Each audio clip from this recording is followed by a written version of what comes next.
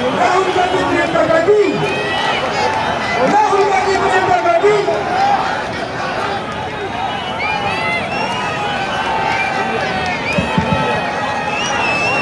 मैं बोलण्यासाठी सांगतो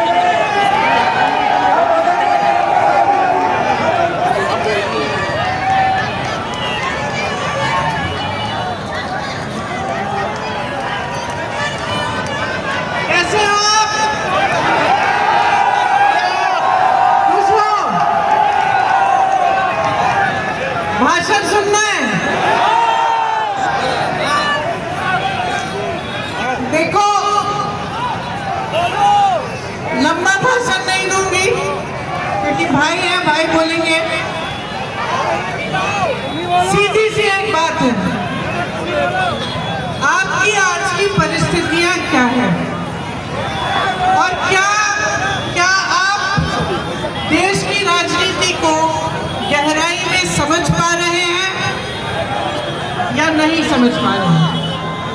मोटी मोटी बात यह है, आज जो परिस्थितियां हैं, अगर हम सोचें 2 साल पहले आई थी मैं, याद है आपको? बहुत जून था, उस दिन रात का समय था, सब आए थे मुझसे मिलने के लिए। उसके बाद यहाँ पे प्रदेश की भाजपा की सरकार बनी, पहले से चल रही थी 5 सालों से, 10 साल से केंद्र में भाजपा की सरकार चल रही है। अब आप जब सरकार को देखते हैं कि 10 सालों से चल रही है और मीडिया के मेरे भाई बहन जो दिखाते हैं, तो आप देखते हैं कि कितने बड़े बड़े इवेंट हो रहे हैं।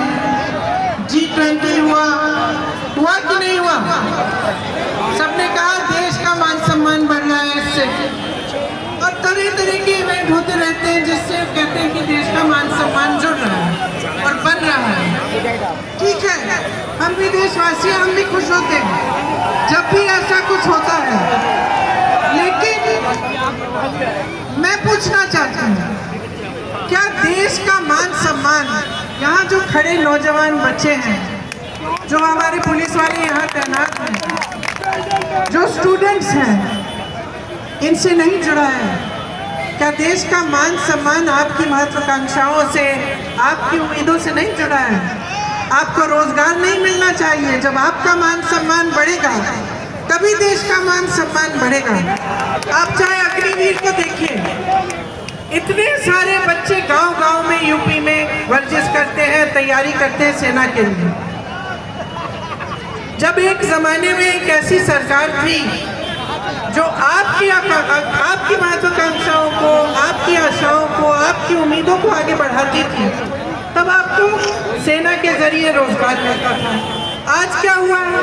अग्निवीर ले आए ना, वहाँ पे आपको रोजगार मिल रहा है। जहाँ PSUs में रोजगार मिलता था, वहाँ आप देखिए बड़े बड़े PSO बेच चुके हैं, अडानी जी को दे चुके हैं।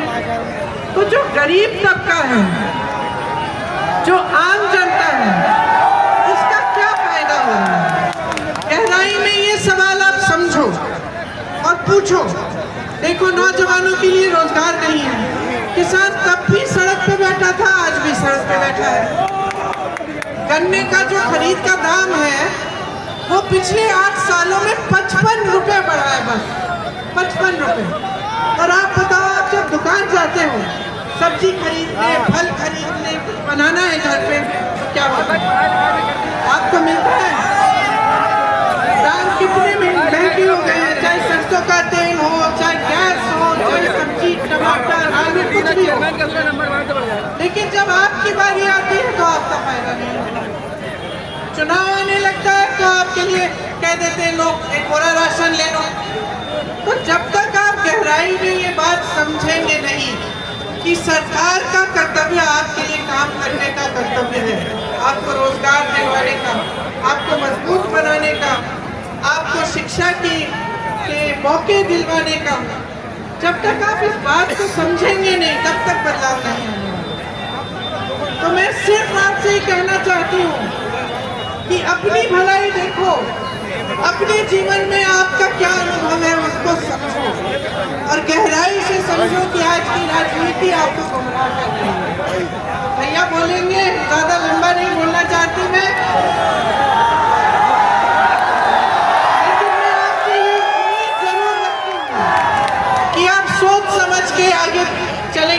भविष्य के लिए अपना वोट देंगे।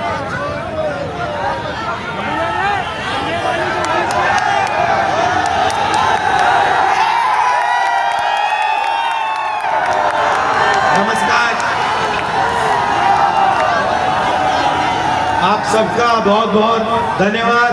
ऐसा स्वागत किया आपने हमारा यात्रा का, पूरा दम आपने यात्रा में डाल दिया।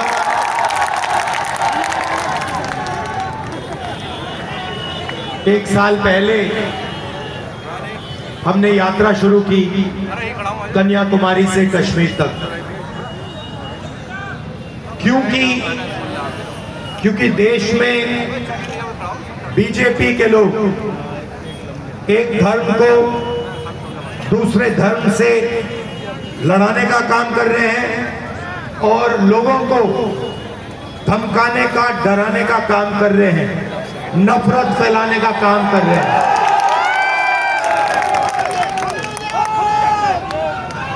मैं आपसे पूछता हूं, अगर परिवार में लड़ाई होती है, भाई ठहर जाओ, अगर परिवार में लड़ाई होती है, एक भाई दूसरे भाई को मारता है, तो परिवार मजबूत होता है, कमजोर होता है? कमजोर होता है। तो अगर देश को कोई कमजोर करता है तो देशभक्त का काम क्या होता है? देश को बचाना, नफरत को मिटाना, डर को मिटाना, हिंसा को मिटाना। यही लक्ष्य भारत जोड़ो यात्रा का था। जो नफरत समाज में फैलाई जा रही है, उसके सामने यात्रा ने 4000 किलोमीटर, और सिर्फ मैं नहीं चला भाइयों बहनों, लाखों लोग चले। मीडिया में पूरा ब्लैकआउट कर दिया था, जैसे इस यात्रा को पूरा ब्लैकआउट कर दिया है। मगर देश के दिल के अंदर, आत्मा के अंदर, डीएनए के अंदर यात्रा का मैसेज गया, मोहब्बत का मैसेज गया, नफरत के खिलाफ मैसेज गया, और इससे देश मजबूत हुआ। जैसे ऐसी भीड़ है, वैसे ही यात्रा में मैं चल रहा था, भीड़ थी। एक व्यक्ति को मैंने देखा, उधर से आने की कोशिश कर रहा था, पुलिस वालों ने उसको मारा, गायब हो गया। फिर वो दूसरी साइड से आया, फिर पुलिस वाले जो रूट को बनाते हैं उन्होंने मारा उसको, फिर गायब हो गया। तीसरी बार मैंने उसको यहां देखा, पुलिस वालों को धकेल के, अकेला 10-15 पुलिस वालों को धकेल के मेरे सामने खड़ा हो गया पिछली यात्रा में, और कहता है, सुनो, मेरे सामने आके खड़ा हो जाता है, ऐसे कहता है, मैं जानता हूं तुम क्या कर रहे हो, मैं जानता हूं तुम क्या कर रहे हो। मैंने कहा भाई इसको क्या हो गया? मैंने उसको बुलाया, मैंने कहा इधर आओ, थोड़ा रिलैक्स करो। फिर कहता है मुझे, मैं जानता हूं आप क्या कर रहे हो, आप नफरत के बाजार में मोहब्बत की दुकान खोल रहे हो। मतलब नारा हमने नहीं दिया, नारा भीड़ के दिल में से निकला है, और भीड़ और जनता समझ गई कि भारत जोड़ो यात्रा क्या करने की कोशिश कर रही है, भारत को जोड़ने की कोशिश कर रही है। अब पहली यात्रा में से एक सवाल उठा, और मैंने बहुत सारे लोगों से पूछा, देश में नफरत फैल रही है, और मैंने पूछा क्यों फैल रही है, इसका कारण क्या है। और मैंने ये सवाल हजारों लोगों से पूछा होगा, भाई नफरत फैलाई जा रही है, हिंसा फैलाई जा रही है, इसका कारण क्या है? नहीं, वोट बैंक नहीं है भाइयों बहनों, आप गलतफहमी में मत रहो, वोट बैंक नहीं है ये। और हिंदुस्तान की जनता ने ये मुझे बताया, किसानों ने, मजदूरों ने, राहुल जी, हिंसा और नफरत का कारण अन्याय है। हिंदुस्तान के सब गरीब लोगों के साथ 24 घंटा इस देश में अन्याय होता है। किसान के खिलाफ अन्याय होता है, छोटे दुकानदार के खिलाफ अन्याय होता है, युवाओं के खिलाफ अन्याय होता है, सड़कों पे माताओं बहनों के खिलाफ अन्याय होता है। हिंसा का कारण, नफरत का कारण अन्याय है। इसीलिए हमने दूसरी भारत जोड़ो यात्रा में भारत जोड़ो न्याय यात्रा शब्द जोड़ दिया, क्योंकि अब ये दूसरी यात्रा भारत को जोड़ने का काम कर रही है, मगर ये दूसरी यात्रा अन्याय के खिलाफ लड़ रही है और न्याय को जनता के सामने लाने की कोशिश कर रही है। अब मैं आपसे एक सवाल पूछना चाहता हूं। यहाँ पे शांत हो जाए थोड़ा, यहाँ पे बहुत सारे लोग हैं। यहाँ पे हिंदुस्तान में पिछड़े लोगों की कितनी आबादी है?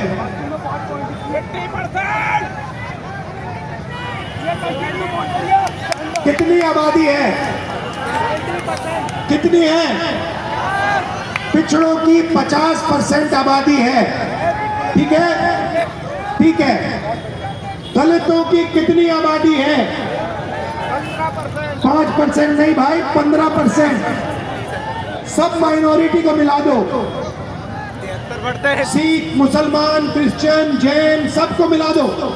इनकी कितनी आबादी है? 15%। आदिवासियों की आबादी कितनी है? 8%। 50 और 15 कितना होता है?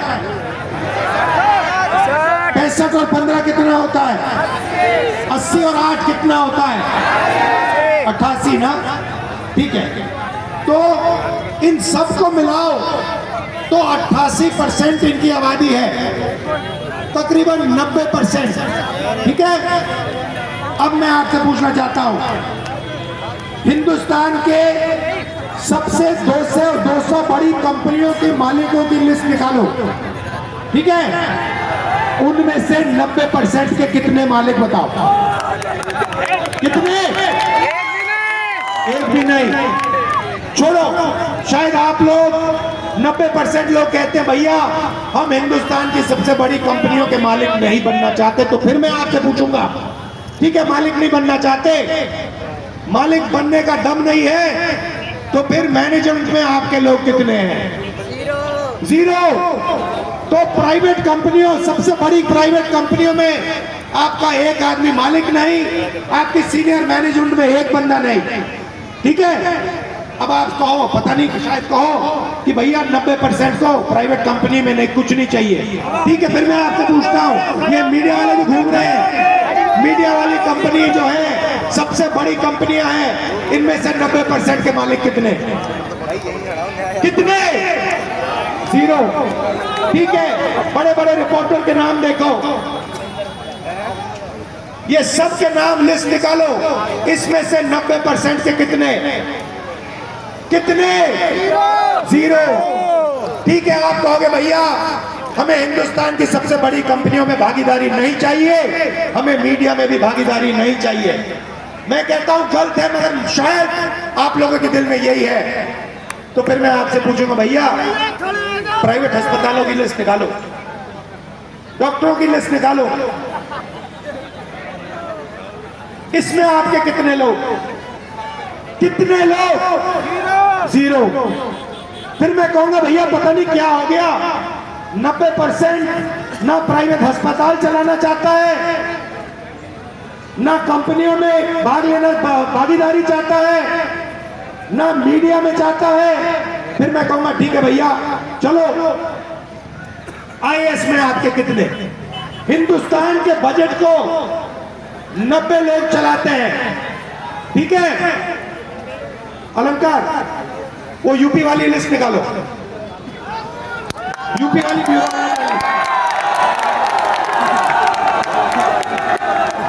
हिंदुस्तान के बजट को 90 लोग चलाते हैं। ठीक है, मतलब पूरा का पूरा पैसा 90 लोग बांटते हैं, आईएएस अफसर हैं। ठीक है, डिफेंस में कितना पैसा जाता है ये निर्णय लेते हैं, अस्पतालों में कितना जाता है ये निर्णय लेते हैं, सड़कों में कितना जाता है ये लेते हैं। अब मुझे बताओ, हिंदुस्तान की सरकार के 90 सबसे बड़े आईएएस अफसर में 90% के कितने लोग? 3 ओबीसी, 3 दलित, 1 आदिवासी, 1-2 माइनॉरिटी के। आप जानते हो कि आप में से 90% में से बजट की कितनी भागीदारी है? जानते हो 90% की कितनी भागीदारी है? 7%। 7% बजट आप कंट्रोल करते हो।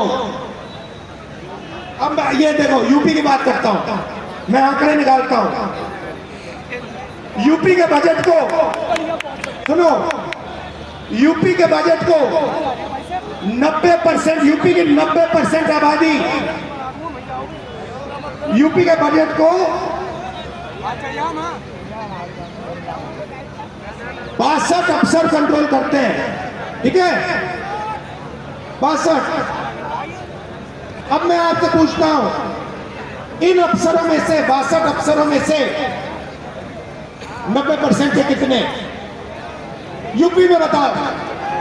मैं आपको बताता हूं भाइयों, मैं बताता हूं, ओबीसी की भागीदारी यूपी के बजट में 55% हो, आप कम से कम आपकी भागीदारी 4%। 4%, ठीक है? दलितों की 6%। भाई आदि लड़का पकड़ो। मतलब आपकी कहीं भी भागीदारी नहीं है। अगर आप समझना चाहते हो कि 90% लोग कहां काम करते हैं, दलित, आदिवासी, पिछड़े, माइनॉरिटी के लोग कहां काम करते हैं, मैं आपको बताता हूं। इस देश में आपकी जगह मैं आपको बताता हूं। आप मनरेगा की लिस्ट निकालो, उसमें आपको सब पिछड़े दिख जाएंगे, सब दलित दिख जाएंगे, सब आदिवासी दिख जाएंगे, सब माइनॉरिटी दिख जाएंगे। आप कॉन्ट्रैक्ट लेबर की लिस्ट निकालो, शानदार, बिल्कुल शानदार, क्योंकि सच शानदार होता है। आप कॉन्ट्रैक्ट लेबर की लिस्ट निकालो, आप सफाई कर्मचारियों की लिस्ट निकालो, आप कॉन्ट्रैक्ट लेबर की लिस्ट निकालो, उसको देखो, उसमें आपको मिलेंगे दलित मिलेंगे, आदिवासी मिलेंगे, माइनॉरिटी मिलेंगे, पिछड़े मिलेंगे। ये सच्चाई है हिंदुस्तान की। बहुत बहुत धन्यवाद, क्योंकि मैं सच बोलता हूं। अच्छा, जेलों की लिस्ट निकालो। जेलों की लिस्ट में आपको पिछड़े मिलेंगे, दलित मिलेंगे, आदिवासी मिलेंगे, गरीब मिलेगा। एक अमीर व्यक्ति आपको हिंदुस्तान की जेल में नहीं मिलेगा। 16 लाख करोड़ रुपए नरेंद्र मोदी ने सबसे बड़े अरबपतियों का कर्जा माफ किया। मुझे बताओ, मजदूरों का कितना कर्जा माफ किया, किसानों का कितना माफ किया, बेरोजगारों को कितना माफ किया? 1 रुपया नहीं माफ किया। तो ये भाई और बहनों हो रहा है, 1% के हाथ में पूरा का पूरा है। एक बात मैंने नहीं कही, इसमें गरीब जनरल क्लास के भी बेचारे लोग हैं, उनको भी कुछ नहीं मिलता, वो भी बैठे हुए देखते रहते हैं, ठीक है? तो हो क्या रहा है, एक तरफ नरेंद्र मोदी जी बैठे हैं, दूसरी तरफ अदानी बैठा है, तीसरी तरफ अमित शाह बैठा है। अब समझना चाहते हो क्या होगा हिंदुस्तान में? समझना चाहते हो? मैं समझाता हूं, मैं बताता हूं। कौन आएगा ऊपर? आ जाओ बेटा, आ जाओ, आ जाओ, आ जाओ, ऊपर आ जाओ। मैं हिंदुस्तान की पूरी पॉलिटिक्स, सरकार का पूरा काम आपको 1 मिनट में समझाने जा रहा हूं। आइए ऊपर आ जाओ। शाबाश। नाम क्या तुम्हारा? रघुनाथ यादव जी, इधर आओ, खड़े हो जाओ सामने। ये देखो रघुनाथ यादव जी हैं, ये ओबीसी हैं, पिछड़े वर्ग के हैं। यादव जी, अब देखिए, यादव जी उधर देखिए, यादव जी उधर देखिए, यादव जी पीछे देखिए। ये क्या हो रहा है? अगर आप किसी का जेब काटना चाहते हो तो सबसे पहले उसको इधर दिखाओ, उधर दिखाओ, ऊपर दिखाओ, नीचे दिखाओ। ये जो मैंने अभी यादव जी के साथ किया, ये काम नरेंद्र मोदी जी देश के साथ कर रहे हैं। ऊपर देखो, ऊपर देखो, ऊपर देखो, थाली बजाओ, फोन की लाइट जलाओ, ये मोदी जी कर रहे हैं। ठीक है भैया, अब एक और आदमी आओ ऊपर, आइए। ठीक है ठीक है, अब ये देखो, ये अब इनकी जेब काटेगा। ठीक है भैया, यादव जी आप उधर देखो, भैया आप इसके जेब में हाथ डालो, जेब में, ये देखो ये जेब काट रहा है, इसका नाम अदानी।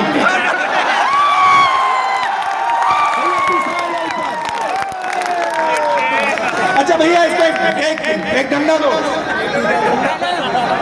इसको एक डंडा दो, ये डंडा दो, ये भैया झंडा हटाओ, ये डंडा दो इसको, बढ़िया। अच्छा सर, डंडे को हाथ उठा, ये देखो भैया, ये अमित शाह डंडा लिया, ये मोदी जी, अदानी जी, अमित शाह जी, ये सीबीआई, ईडी, इनकम टैक्स, ये उसका डंडा है। अगर किसी ने ये चोरी बंद करने की कोशिश की तो अमित शाह डंडा मारेगा। अदानी जी लगे हुए, देखो कितना अच्छा सूट पहने, और ये बेचारा गरीब जिसके जेब में से 24 घंटा पैसा छीना जा रहा है, पेट्रोल से पैसा छीना जा रहा है, बिना रोजगार नहीं दिया जा रहा, ये काम हो रहा है। भाई और बहनों, आपने हमारी मदद की, गलत तो नहीं किया मैंने, अगर कुछ गलत लगा आपको तो माफी मांगता हूँ, मैं बस दिखाना चाह रहा था। आपका बहुत बहुत धन्यवाद, नमस्कार। आ जाइए, यहाँ बैठ जाइए, यहाँ बैठ जाइए।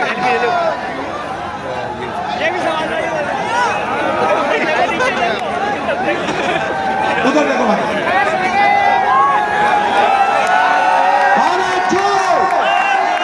भारत छोड़ो।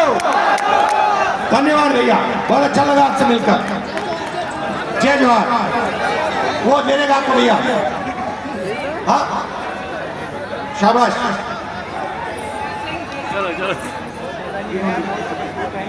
ध्यान से गिर मत जाओ। तो ये मैंने आपको दिखाया हिंदुस्तान का सिस्टम, हिंदुस्तान के गरीब लोग, पिछड़े लोग, दलित लोग, आदिवासी लोग, माइनॉरिटी के लोग, उनका जेब काटा जा रहा है।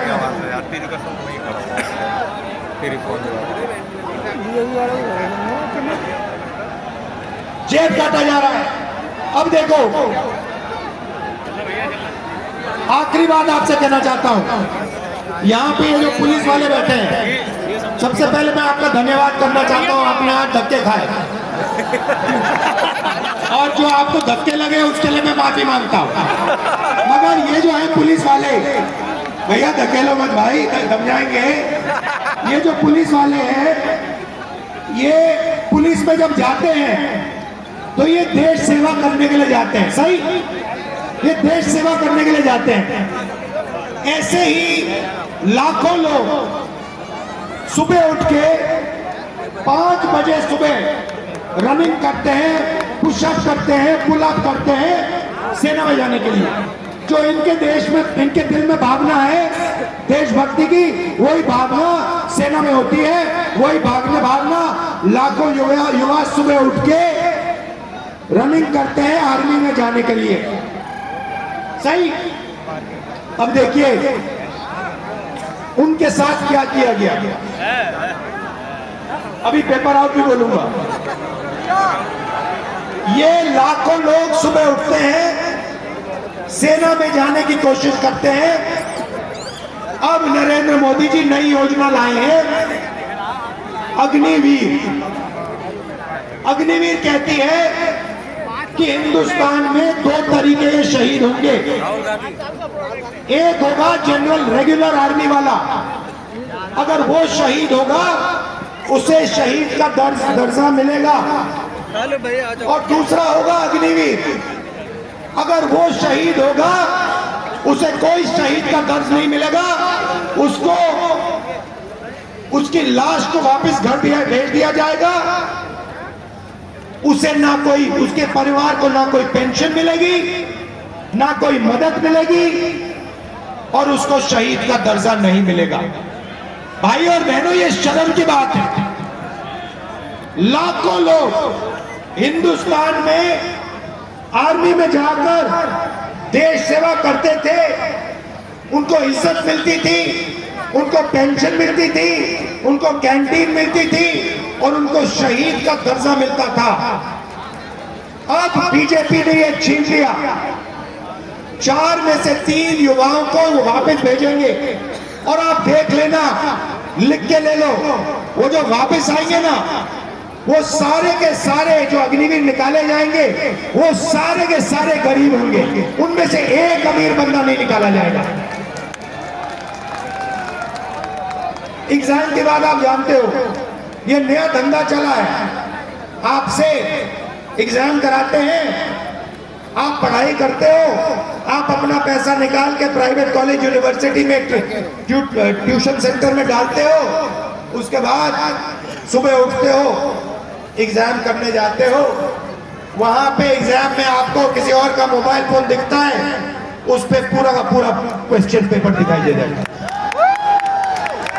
ये इसका लक्ष्य क्या है कि ये जो रोजगार मांग रहे हैं, सरकारी जॉब मांग रहे हैं, इनका टाइम जाया करो, इनका बेवकूफ बनाओ।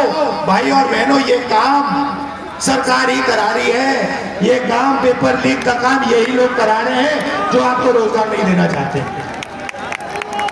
ये सच्चाई है और रोजगार पैदा हो ही नहीं सकता। क्यों? क्योंकि अदानी जी को पूरा का पूरा दे दिया और ये जो छोटे व्यापारी हैं, जो छोटे बिजनेस चलाते हैं, हैंडीक्राफ्ट के लोग हैं, ब्रास वाले लोग हैं, ये जो लोग हैं, इनको बर्बाद कर दिया। जीएसटी से, नोटबंदी से इनको खत्म कर दिया। आजकल क्या हो रहा है, चाइना का माल यहाँ आ रहा है, ये मोबाइल फोन जो है ये चाइना का है, ये चाइना का माल यहाँ आ रहा है, बड़े बड़े उद्योगपति इसको यहाँ बेच रहे हैं, आप लोग खरीद रहे हो, हिंदुस्तान के युवाओं को रोजगार नहीं मिल रहा।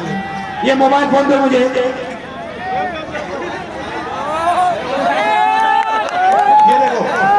ये है मेड इन चाइना। मैं चाहता हूं इससे चाइना के युवाओं को फायदा होता है और इससे अदानी जैसे अरबपतियों को फायदा होता है। चाइना का माल यहाँ बेचते हैं। मैं चाहता हूँ सबसे पहले कि हिंदुस्तान के युवा इस फोन को हिंदुस्तान में बनाएं और एक दिन ऐसा है, प्रियंका भाई पकड़ो, एक दिन ऐसा है कि मैं यहाँ अलीगढ़ आऊँ 10 साल बाद, 6 साल बाद, और इसके फोन के पीछे देखो लिखा हो मेड इन अलीगढ़, और फिर यहाँ आऊँ और यहाँ पे 10 युवाओं को कहूँ यार बेटा इधर आओ, वो ऊपर आए, मैं कहूँ क्या करते हो भैया, हम मोबाइल टेलीफोन अलीगढ़ में बनाते हैं, मेड इन अलीगढ़ लिखते हैं, वहां पे चाइना का युवा हमारा फोन इस्तेमाल करता है। ये होना चाहिए हिंदुस्तान में और ये हम सब मिलकर 90% लोग ये सब मिलकर काम करने जा रहे हैं। आप सबका बहुत बहुत धन्यवाद। जय हिंद, नमस्कार।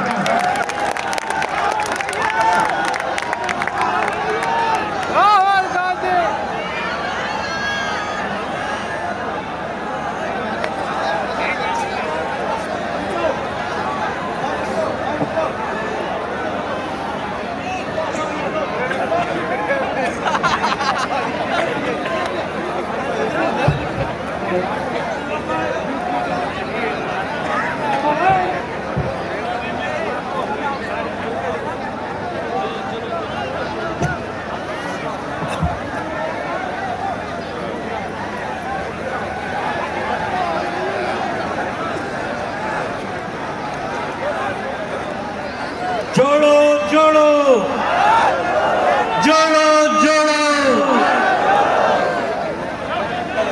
आज इस भारत जोड़ो न्याय यात्रा में अलीगढ़ की सरजमी पर, धरती पर जनपद भर से, सारे शहर से, ब्लॉकों से आए हुए आमजन, कांग्रेसी जन, समाजवादी पार्टी के लोग, नेतागण, मैं जिला अध्यक्ष, जिला कांग्रेस कमेटी आपका हार्दिक स्वागत करता हूं, अभिनंदन करता हूं, वंदन करता हूं।